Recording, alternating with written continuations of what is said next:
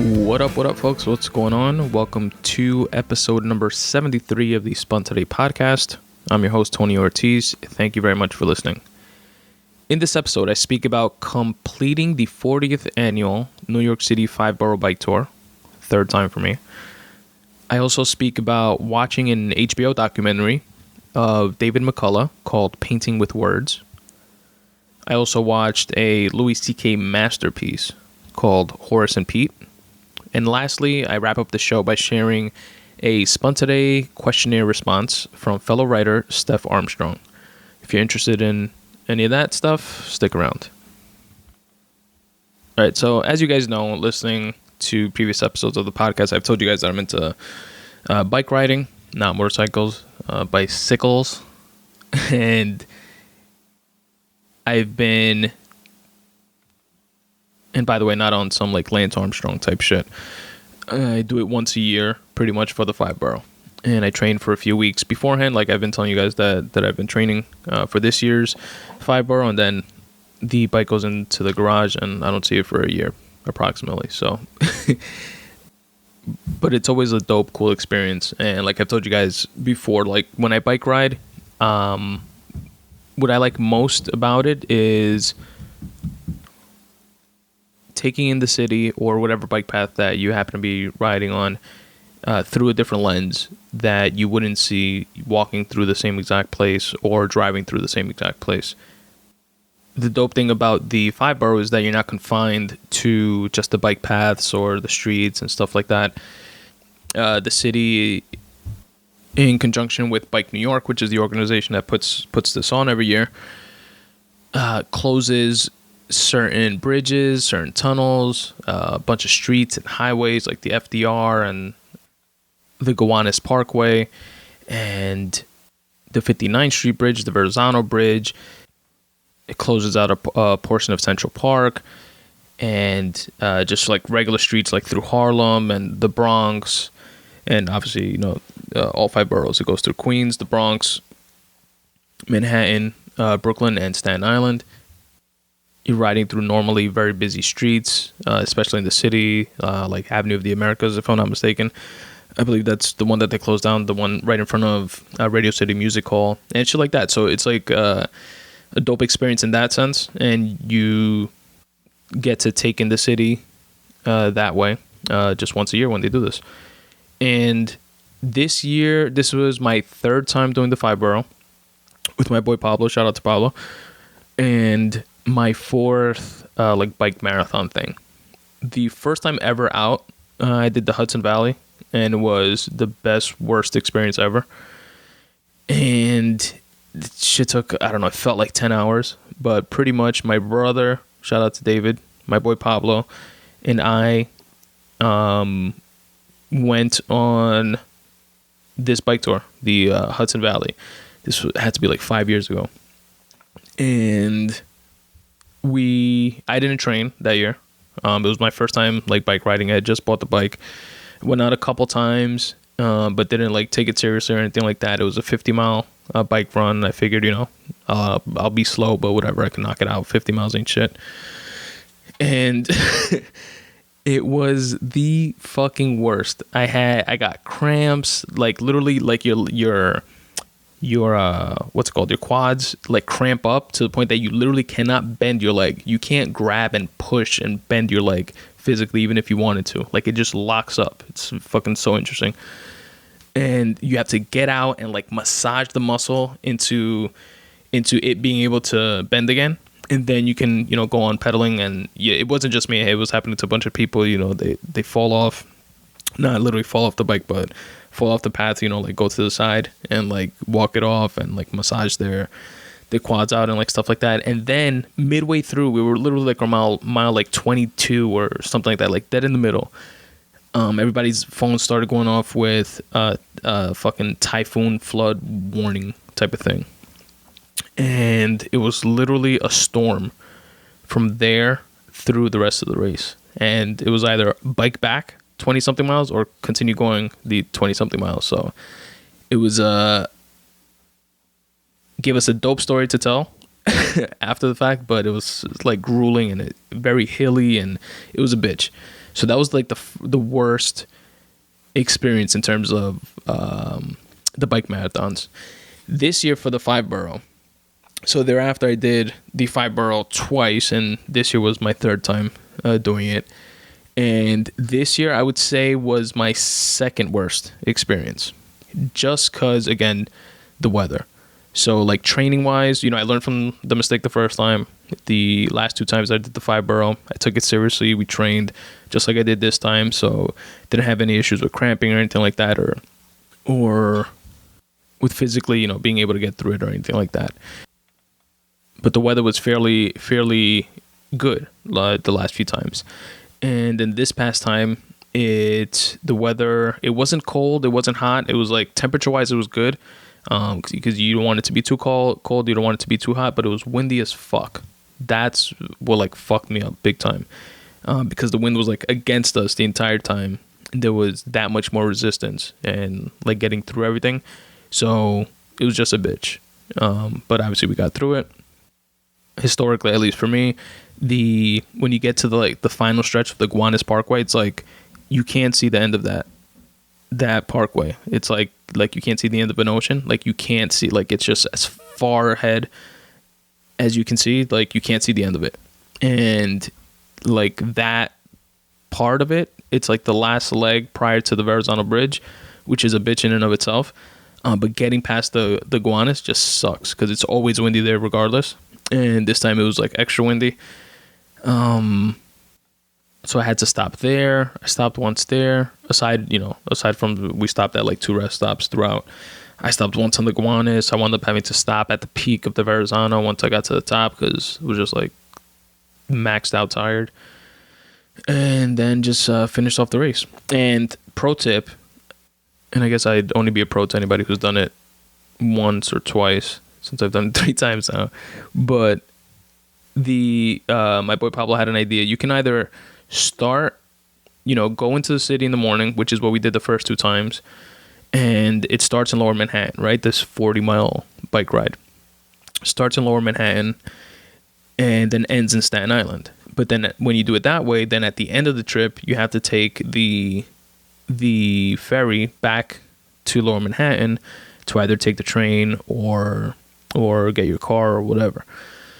And this year, he had the idea to drive to, and it's a bitch because at the end, you literally have like 32,000 people trying to do the same thing. And it's, the ferries, take like half an hour to go back and forth, and they're maxed out at a certain amount of people. So it's like a long line. You're just waiting there for like an hour or 2. So this year we drove in extra early in the morning, and we drove into Staten Island instead. And we took the ferry in the morning, which was quick. We got on the very first ferry that we were there for, and just took the ferry into the city to started the race. Then the race ends in Staten Island, and we didn't have to get on that long ass line for the ferry to go back into the city because our car was parked in Staten Island. And it was like, they have parking lots set up for you and stuff like that. It's like $8 for the day, so it's like a no-brainer. Definitely, if you guys can drive and you choose to do the bike tour next year, definitely do. What was super cool this year also, just to wrap up the bike talk, was that we all got medals, like actual legit medals. Like they sent us an email saying that they were going to give out medals in commemoration of the 40th anniversary of the bike tour. And I saw a picture of it. It looked kind of cool, but I was like, it's probably like some plastic, like cheap shit. But it's like actually like a heavy metal, which is pretty cool. Because normally they don't give anything, It's, the experience and the coordination of the event is what they give. But, nothing to actually take back with you. So it was pretty dope that they did that. There's a link to the 5-borough bike tour page in the episode notes in case you guys want to check it out for future reference. That's where you would go to like sign up and stuff like that. Don't lollygag if you're down to do it. You sign up early because it closes up quickly every year. And it's pretty much like the first 32,000 people. I think that's where they cap it off at, 32,000 people, first come, first serve type of thing. And it costs about $100 to do it. And there's people, not just from New York. I actually had a coworker whose cousin was coming up from Atlanta, flying in from Atlanta just to like do the bike tour. And I'm assuming a bunch of other people do that as well. But anyway, check it out. It's in the episode notes. Next, I want to speak to you guys about a pretty cool documentary that I saw. It's on HBO. It's of David McCullough, and it's called Painting with Words. Now, David McCullough is a writer who has twice, aside from other awards, but twice won the Pulitzer Prize for his biographies of Truman and also of John Adams. The Pulitzer Prize, for those of you that don't know, is a very prestigious writing award given one award per year in 24 or 21 different categories, like for poetry, biographies, drama, fiction, etc. And he's won 2 of them. And he's a writer that, as he put it, chose as his field to tell stories that are true stories of times that are not of his own. So he's a historical writer, but it sounds more like, if you're not into history at all, it might sound boring, but it's not like a textbook type, he's not churning out textbooks. It's actual stories. They are biographies, like the Wright brothers or the Great Bridge that he wrote of, the Brooklyn Bridge. John Adams, like I said, 1776 is another book of his. I've read none of them, but from his own account and different people that they interviewed in the documentary, his style of writing is not dense like a textbook. And an awesome takeaway that I took from him was how he creates characters, or how deeply he goes into the characters. So, for example, he says that certain facts and stuff like that you could find in any textbook. He tries to find something within the person, or something that happened within the person that to tell that story, that I guess a lesser known story or whatever. So in developing to write for Thomas Jefferson, he was in Pennsylvania in what's it called? What the fuck is it called? I fucking went there on a road trip and everything like a year ago. They signed the Declaration of Independence Hall, and he's there, and he read through his research that Thomas Jefferson used to climb up these really narrow, creaky stairs towards where the Liberty Bell is, which is where people would go up to fix the Liberty Bell and fix things on it and stuff like that. Yeah, but Thomas Jefferson used to go up there and look over the entire city and clear his thoughts or whatever and stuff like that. So he took those walks as well, and he wanted to get into the character that was Thomas Jefferson, on some Daniel Day-Lewis type of shit. You know what I mean? Character acting type of thing. And he wants to know his subjects that deeply to write about them. And when someone has that type of dedication and passion towards their craft, towards what they're doing, it's no wonder they're 2-time Pulitzer Prize winning writers and so widely acclaimed. I actually want to get that book, the Great Bridge, because I actually, while I was doing the Fibro, while we were training for it, my boy Pablo told me that is either the oldest bridge in New York, or the first bridge in the country, or something like that. It would be interesting. It would be a nice introduction to David McCullough and his writing, especially after riding over it and stuff like that. It is an amazing bridge. Well, all bridges are pretty amazing, right? When you think about what they do, but it's dope. I would like to know the history behind it. I like his actual physical writing, not style, but his setup, the way he writes. He shows in the documentary, and he has what looks just like a little shack in the back of his house. Smaller than a garage, just probably the half of the size or less than half of the size, probably like a quarter of the size actually, of like a 1-car garage. So it's this really small place, and he has no electricity in there. He has a little like a gas lantern in case it gets dark, and it has a few windows all around. He has, books in there, obviously, and a typewriter, and that's it. And that's his writing space, and that's where he does all his writing. And of course, now I want to get a typewriter, like old school looking typewriter that's actually functional, just from seeing that. Although I can't imagine writing any like large works on a typewriter. Like I can't imagine the whole. Like I've told you guys, I use Scrivener, and I'm working on my first novel now, and having the ability to like move scenes around and just like see everything, look at the global perspective, would be lost in typewriting, I think. Or like my nonfiction book that I published, Make Way for You, check it out. And I didn't do that on Scrivener, I did that on Word. And then I wound up importing it into Scrivener when I got put onto Scrivener afterwards. But even in Word, it's kind of different from a typewriter. I can't imagine writing on a typewriter, but I guess, that's what you grew up on. That's what you grew up on. I remember as a kid, me and my brother had a typewriter before computers were like a common thing. And it was just a bitch. Like, if you mess up a word, you have to like go back over it like 15 times with like the erase button or something like that. And I don't even know how it worked. Was it like whiteout that it dabbed on it or something like that? I don't know. Anyway, it would be dope to have, kind of like as a novelty, like a cool old school typewriter. And 2 more things. Did you guys know that John Adams and Thomas Jefferson both died on July 4th of the same exact year? Me neither. And lastly, I just want to play a quick clip for you guys from the documentary, but it's actually from the trailer of the documentary, and I'll put the link for it so you can watch the trailer in full, so you can get a taste of what the documentary is more about, and see if you be into watching it.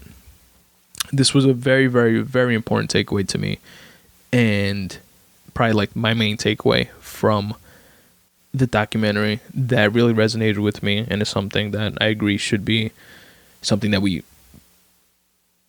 as writers or as just as people, right, as human beings, we put out there for future generations to come. The great thing about the arts is that you can only learn to do it by doing it. And if a child gets that idea early, that that's how you learn things, by doing it, that may be the most important thing you can give them. You can't learn to play the piano by reading a book about how to play the piano. You can't learn to paint without painting. You have to do it. And in doing it, you suddenly begin to see, by God, I can do this. And then after a while, I can not only do this, I'm getting better. Well said, Dave McCullough. And I couldn't agree more. Guys, again, check it out. It's called David McCullough, Painting with Words, and it's a documentary that's currently on HBO. Next up is Horace and Pete. Horace and Pete is a comedy drama. It's a dark, dark comedy drama that was created by comedian Louis C.K. Now, I've said this before and I'll say it again. I believe, and take this with a grain of salt because I may be biased because I listen to so many podcasts, of which a lot of comedians take part in. A lot of comics have podcasts and they go on each other's podcasts and stuff like that. So I'm heavily exposed to comics. And so take what I'm about to say with a grain of salt. But I truly believe that comedians, historically and definitely currently, are amongst the most brilliant and eclectic minds of human beings. So you have you can have scientists and doctors and philosophers and historians and martial artists and et cetera, et cetera, et cetera. And what all those fields have in common is that they're kind of sort of like laser focused on what it is that they do. writers, painters, etc.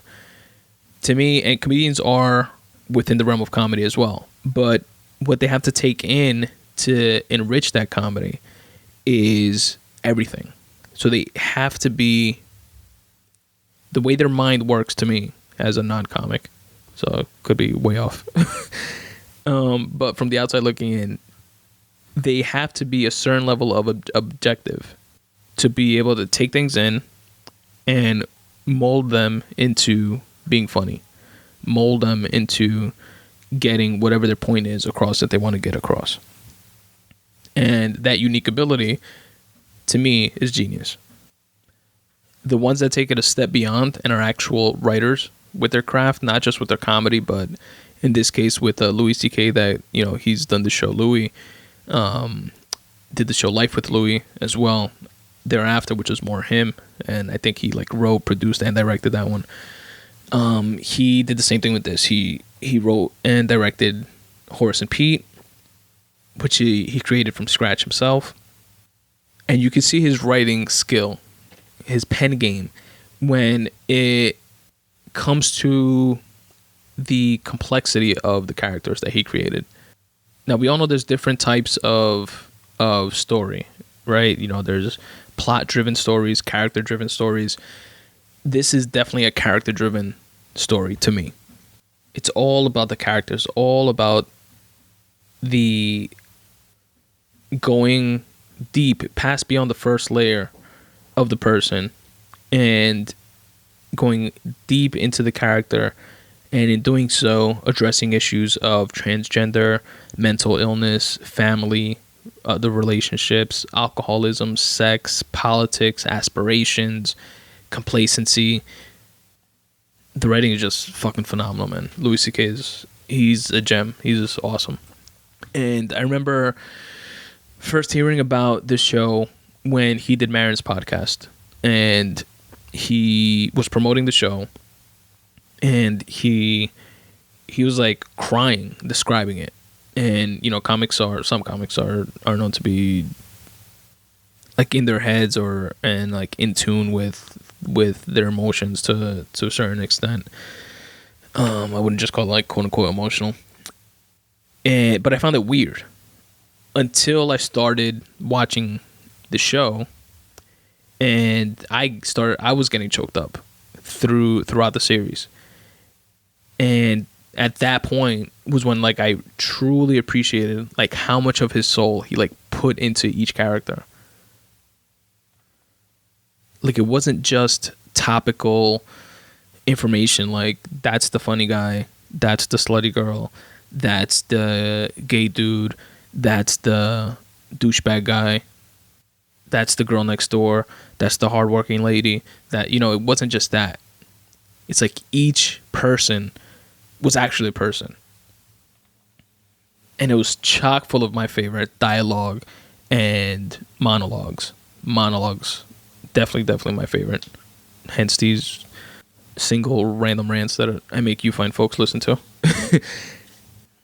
But in writing and movies and stuff like that, that's what I gravitate towards. Like Aaron Sorkin type dialogue and just like sick monologues. The cast consisted of Steve Buscemi, which did an amazing job, Edie Falco, Alan Alda, and he had a bunch of comics, which was super cool, just like a nod to comedians. A bunch of comics on there that I recognize, again, from podcasts, which was Kurt Metzger, Nick DiPaolo, Dov Davidoff, Mark Normand. Kurt Metzger's character was one of my favorites. And there was actually a cool political scene that, what I like about it too is that like certain issues that or all the issues that I mentioned earlier, like mental illness, politics, like shit like that he addressed throughout the series, that you kind of leave with thinking like, huh, that is true, or oh, I didn't think of it that way. Which, as a writer, that's what you hope for, right? That's what I hope for. I hope that my writing somehow helps somebody or makes somebody think differently, not because I have the right answers or all the answers, but because that train of thought might spark some other sort of thought or inspiration in them to help them find the answer of whatever it is that they're looking for, or help somebody else, you know, open up their mind in a different way, etc.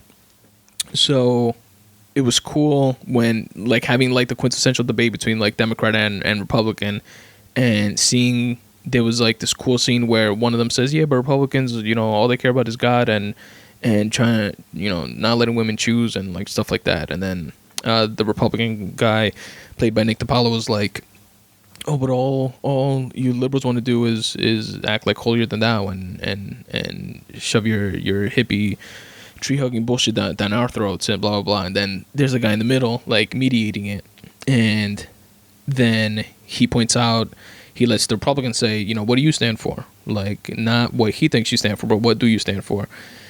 And he explains what being a Republican is from his standpoint, which was like admirable things like love of country and not straying too far off the path from what got us to the dance type of thing, and belief that the government shouldn't meddle too much in the private lives of its citizens, etc.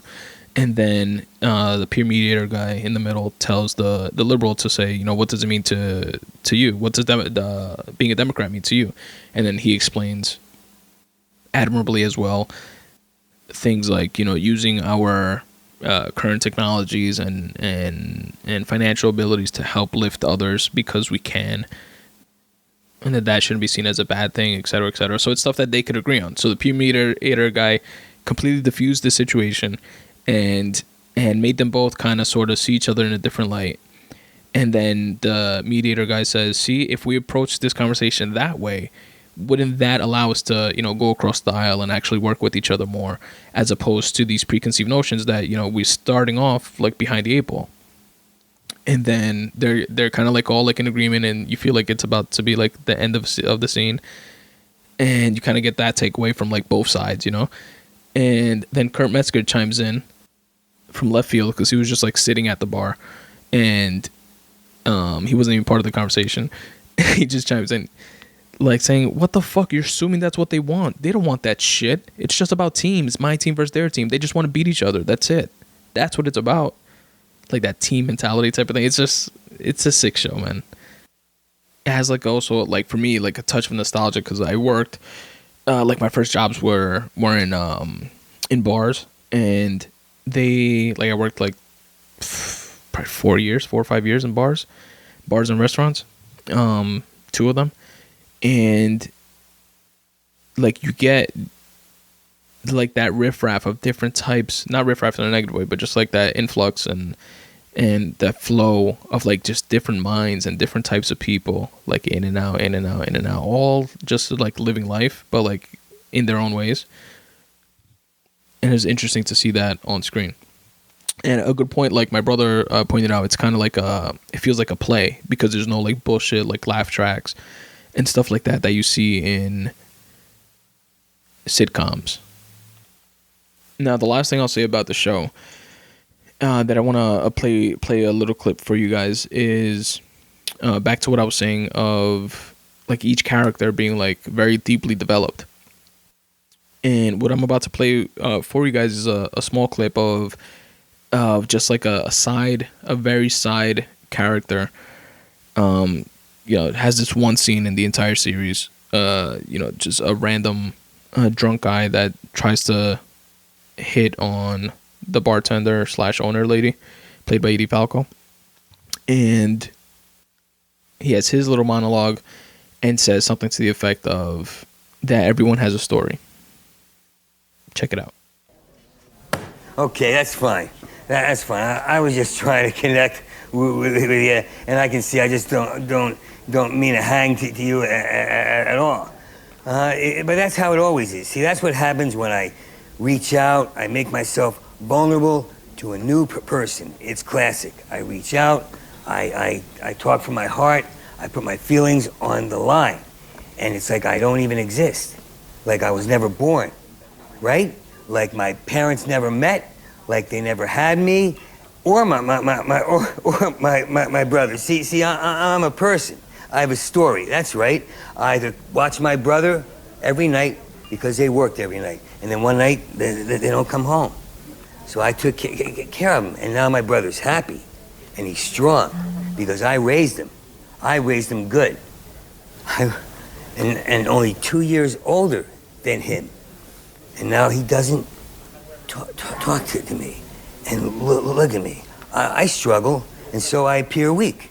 And people don't, no one wants to look at me.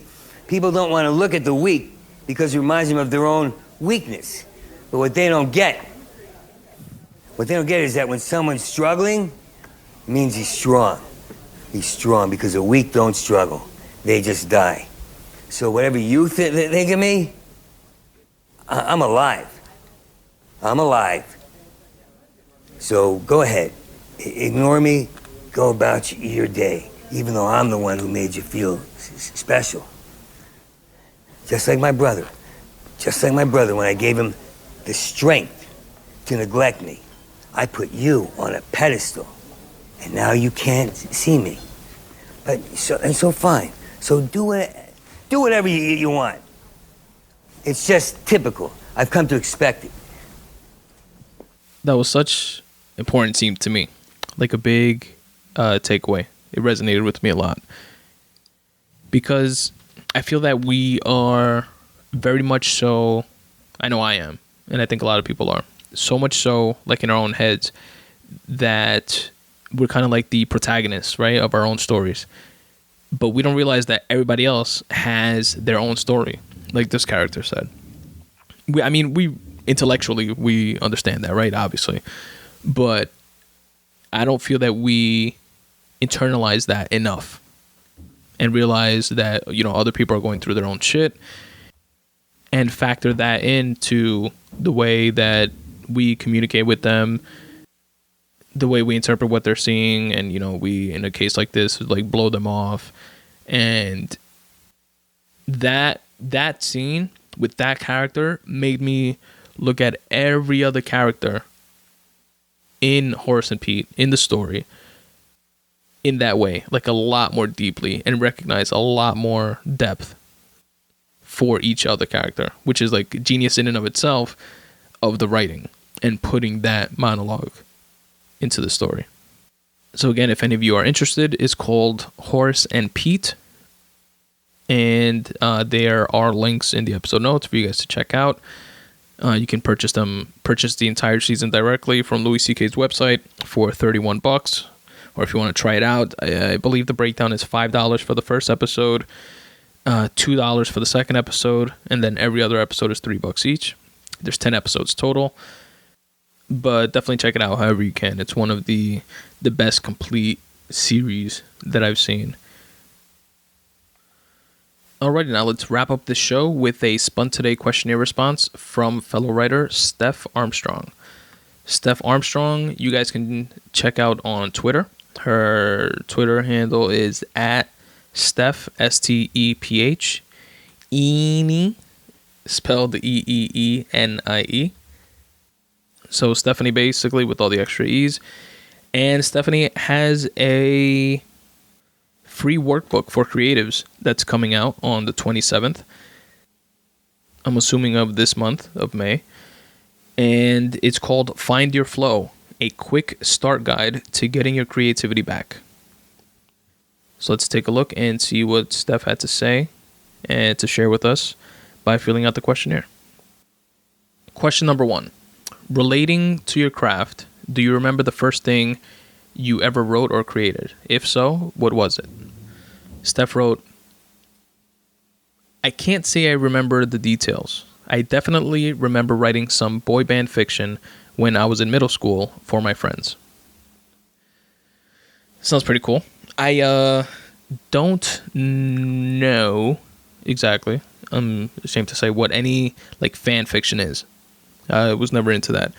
But my understanding is that it's, pretty much just writing fiction and using the in this case, like the boy band as like characters within your fiction. So I'm assuming something to the effect of, Justin Timberlake came to, junior high school 210 and sang for us, and he picked me out of my sea of friends at the prom, and I danced with him on stage, and it was magical, blah, blah, blah. Like that type of thing, I'm assuming. It's cool to see like people's evolution though, like different things that they used to be into. I mean, we all go through phases, right? Especially like in our preteen and teenage years and stuff like that. Me, for example, I can get just as motivated or just as into Eminem, Jay-Z, Tribe Called Quest, whatever, as like back in the day when I was like in middle school actually, or very early high school, as I could get into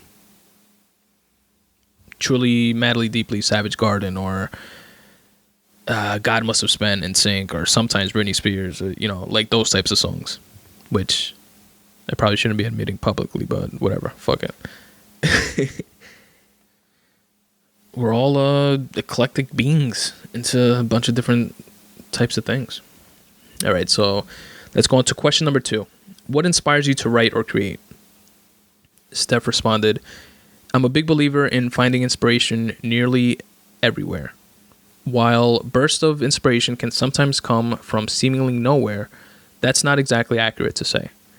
Every moment of creativity has a source. At some point, a seed was planted. Anytime I catch myself saying, oh, or that's interesting, I make a mental note, or more often, an actual note, in my phone, on my hand, wherever. I'm never short of ideas.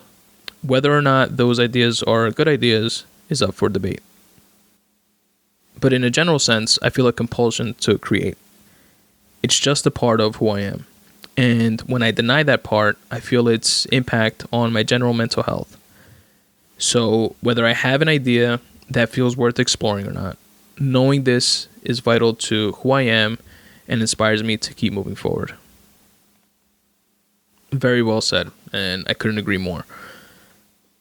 Especially with a good takeaway for everybody listening, you know, fellow writers and stuff like that, because I hear way too often, and including with myself, that, you know, you get ideas or you have a dream, or in the middle of the night you have an idea that, you know, quote unquote comes out of nowhere, and you push it off to, oh, you know, I'll remember it, this is way too good of an idea, or whatever, you know, even if it's not, like if you don't have that immediate connection to it, you're like, oh, you know, I'll obviously remember this in the morning. Then morning comes or later on and poof, it's gone and it doesn't come back. And that happens way too often. Don't let stuff like that go. Take Steph's advice and literally write it down. Write it on your phone. You know, there's a bunch of apps out there. Your phone comes with writing apps. You can download a bunch of free apps like Day One that we've mentioned in the past on the podcast. Evernote. Scrivener has an app for your phone, which is not free, but I use it and it's pretty dope because it works very easily and seamlessly with your Scrivener on your computer.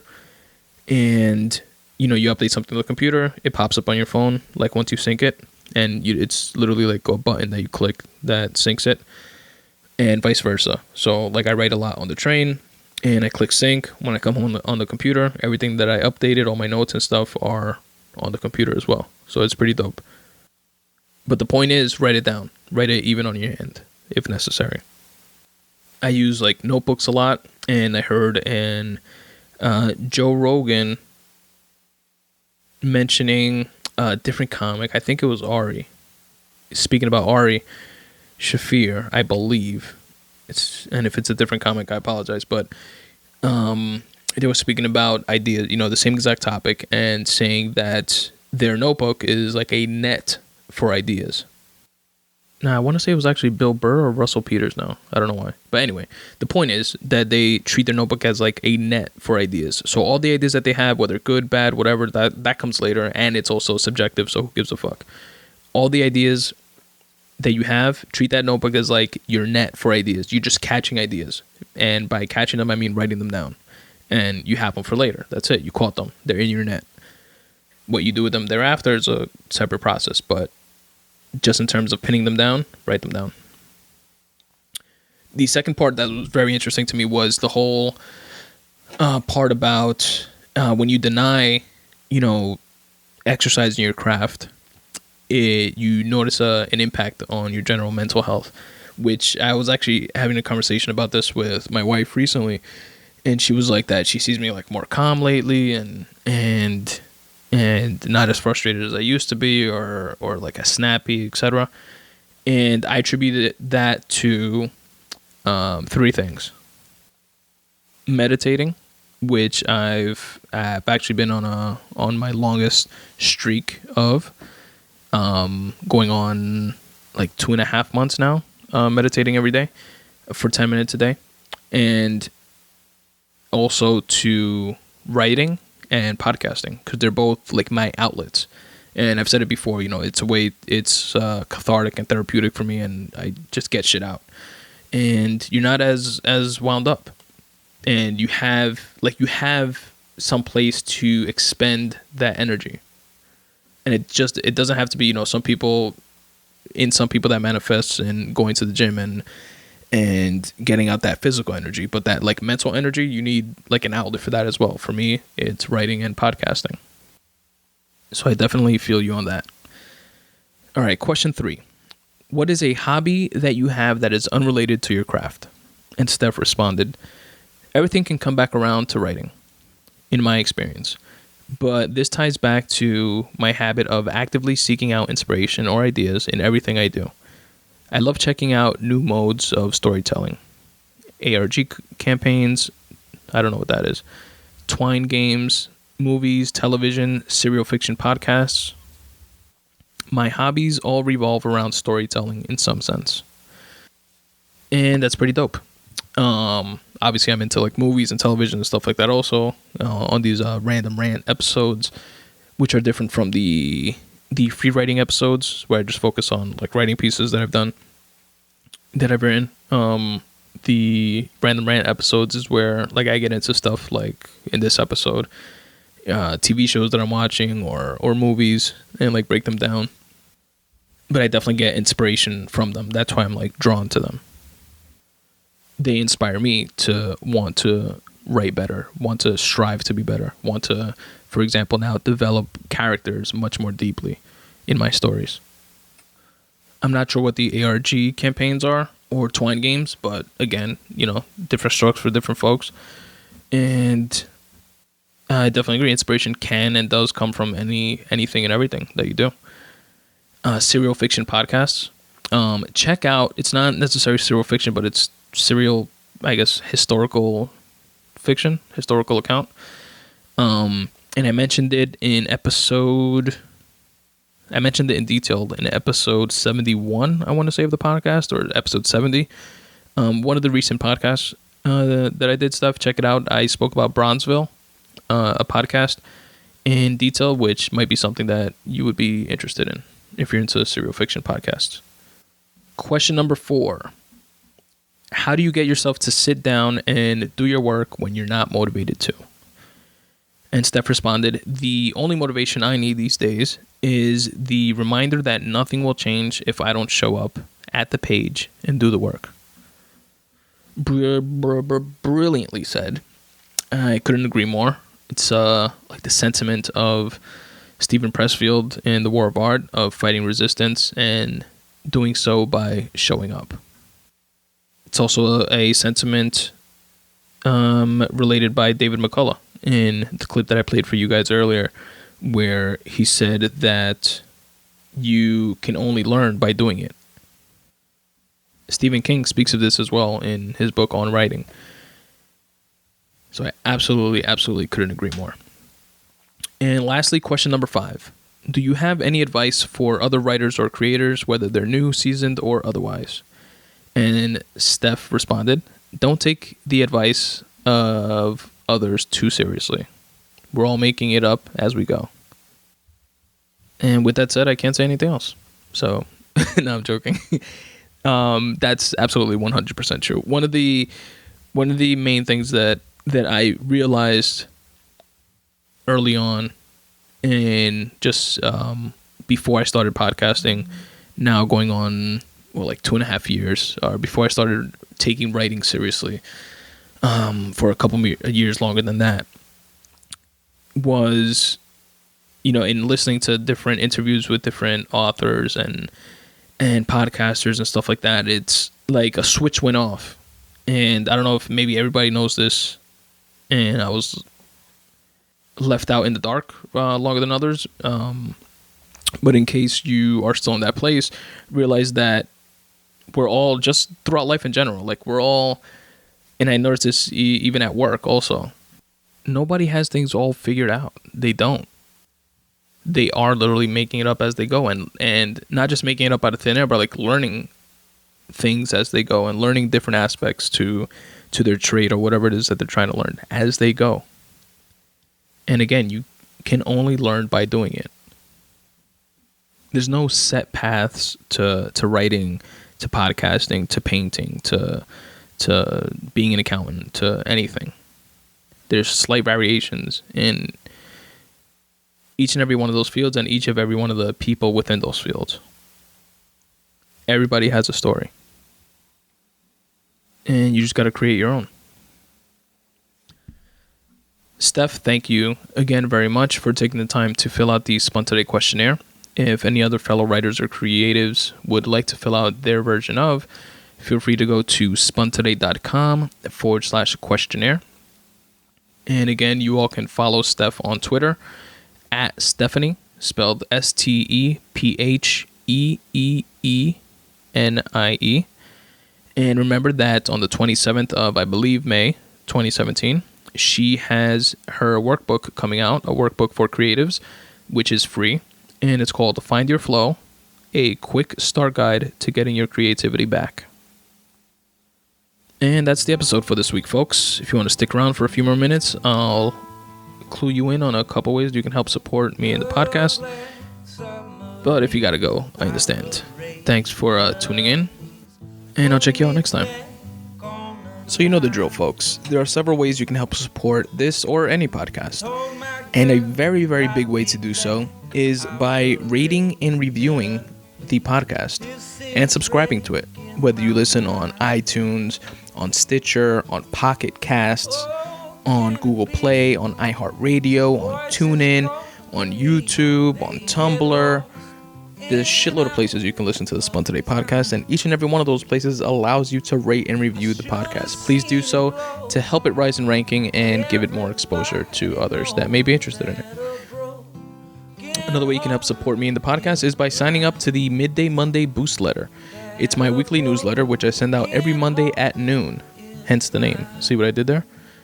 And what you will receive is 5 things that I'm interested in, which is photography, podcasts, words, quotes, and videos. So I share with you a podcast of the week, which is a podcast that I've heard within the past few weeks that I found interesting, resonated with me, entertaining, funny, enlightening, helpful to some degree, and I wanted to share it with you fine folks. Also a photograph of the week. I follow a lot of different photographers that I find cool either on Instagram or elsewhere, and I feature one of their photographs each and every week on the Midday Monday Boost Letter. You get the drill. There's also a video of the week, a quote of the week, and a word of the week. So check it out. Sign up for free at spuntoday.com/subscribe. You can also, on that page, check out previous Midday Monday Boost Letters, the archive, which is located there, and see if it's something that you might be into. And if you're not, after you subscribe, you can feel free to subscribe at any time. You can check out some of my photography at spuntoday.com/photography. Feel free to download any of those for free that you may be interested in. Check out my book, Make Way for You. You can order a paperback version from Amazon or an ebook version wherever ebooks are sold, whether it's via Kindle, iBooks, or anywhere else that you get your ebooks. If you want to see more, read more of what the book is about, go to spuntoday.com/books, and there you'll see a little video of little Omi describing what the book is about, and also a few audio excerpts of the actual book that you can listen to for free at spuntoday.com/books. Also, if you can't purchase it or don't want to for whatever reason, but you still want to check out the book, I'll send you a free copy. Just drop in your email address right there on that landing page, spuntoday.com/books, and I'll shoot you over a free copy. What else? You can help support the podcast financially by shopping on Amazon or on iTunes and getting there by way of my affiliate links. Go to spuntoday.com/affiliate links, and there you can click on, for example, the Amazon banner. It'll take you to Amazon's website just like it normally does, and you can do your shopping just like you normally do. It will not cost you anything extra whatsoever, and Amazon just gives me a little taste of their profits just for driving traffic towards their website. So it literally has zero impact on you. Well, a tiny impact on you in the sense of you having to go to spuntoday.com, clicking on the affiliate links banner, and then doing a second click onto the Amazon banner. But that's virtually zero, right? Almost no impact on you, and it helps out a lot. So check that out, spuntoday.com/affiliate links. There you can check out the Spun Today merch, which is located at the Viral Style store. You'll find links to that. There you can get t-shirts, coffee mugs, stuff like that. Also, you can find a link to my Patreon page, Patreon, patreon.com/Spun Today. That's a way that you can help support the podcast on a episode by episode basis. It's kind of a reoccurring donation type of thing. That you can set up to donate whatever you want, whether it's a quarter, $1, $10, $1 million per episode. And check it out. There's an informational video to tell you exactly how Patreon works. It's free to use, minus of course what you're going to be donating. And you can stop it at any time. There's no fees, no bullshit. If you donate $1 comes out of your account once you set it up. It's not like $1.08 or no taxes, no bullshit. It's pretty straightforward. Check it out if you're interested. You can also choose to do a one-time donation via the PayPal donation button. And what else? The YouTube page. I've told you guys before, and I'll tell you again. Check it out. The YouTube page. I do release the podcast in its full version on the YouTube page, but I also cut them up into more digestible pieces per topic on the YouTube page. So check that out. Just search for Spun Today within YouTube. And follow me on social media, as always, at Spun Today on Instagram or at Spun Today on Twitter. I gotta remember to put pictures and shit from the 5-borough tour. Somebody remind me to do that, or I'll remind myself. I just say that to remind myself, actually. My wife gives me shit about that all the time. She's like, I'm not gonna remember. And I'm like, yeah, I know. But me telling you to remind me actually does the reminding for me. Anyway, at Spun Today on Twitter, at Spun Today on Instagram, and like the Facebook fan page, facebook.com/Spun Today. And lastly, as always, folks, substitute the mysticism with hard work and start taking steps in the general direction of your dreams. Thanks for listening.